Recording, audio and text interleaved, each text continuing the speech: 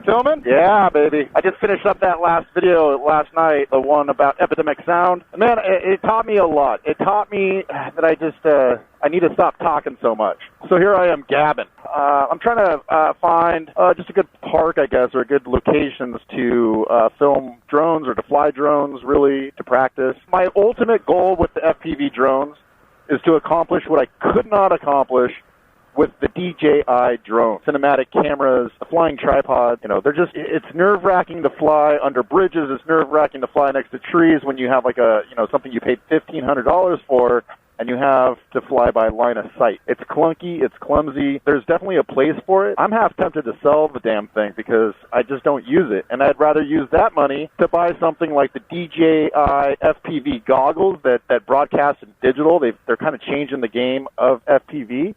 I am flying with what's called acro mode, which is the expert mode, if you will. It gives you full control over the drone, but it's significantly harder to fly in that mode than it is in something called angle mode, which is more similar to what a DJI Phantom or Mavic or Air or Spark, what those fly solely in is like an angle mode with satellite stability and GPS, and like there's all sorts of technology in those, which is great for what they are. They're very stable, almost simplistic to get some decent, basic cinematic shots. Okay. See what you got going on there. It's like a rural farm / excavation point / your backyard. All right. Nothing like being a short rider on a big-ass heavy bike. All right. We're just exploring COVID style this park. I think it'll be a good spot for me to fly the drone. So let's check it out a little bit more.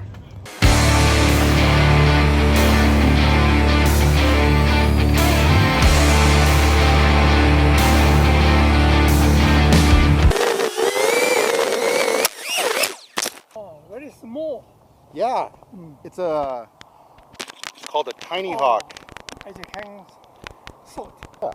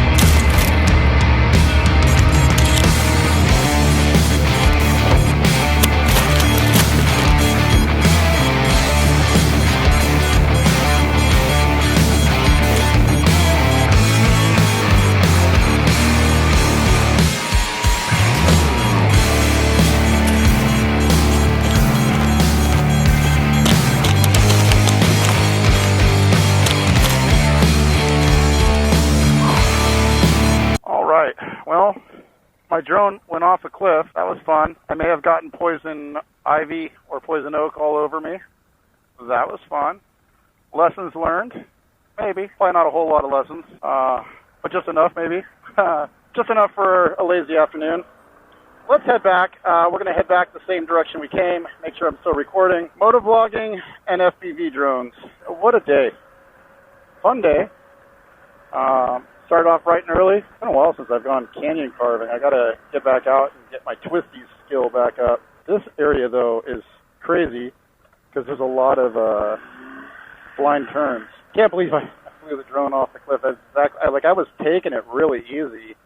I think what happened is my VTX transmission, the antenna for the video to my goggles, my FPV goggles, it was totally crystal clear for me going up the road.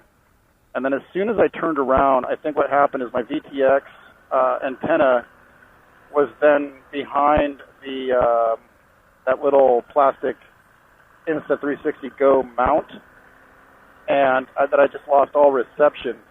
and I got a little bit, and I thought I was actually going to the other side of the road where there was no cliff, and I killed it, and I thought I killed it just in time. That didn't work out so well. I went down the cliff, and, you know, my days of crawling down gravelly little steep embankments, such as like something like this, it's been a while, and, you know, it's good. It's good for the soul. I love the quick shifter on this bike. So good. This bike is just fantastic. Not a big fan of blind turns, though, anymore. Especially with commuting, I have like kind of a little bit of PTSD that's developing with people cutting me off and like just finding myself in a lot of those high stress moments where I'm having to grab a lot of brake or maneuver real hard to get out of something bad. And that's a bad place as a motorcyclist, especially a daily commuting motorcyclist to be. But it is what it is. What's up, squirrel? I ran over a squirrel the other day going to work.